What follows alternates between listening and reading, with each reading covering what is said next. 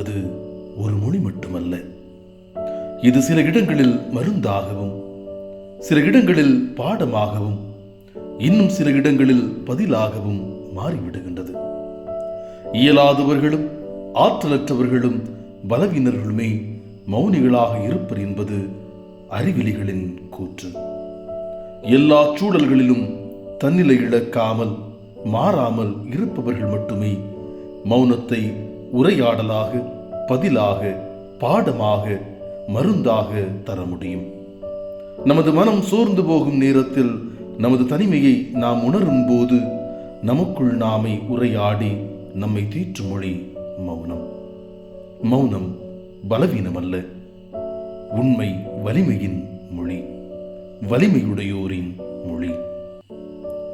அன்புடன் வணக்கம்.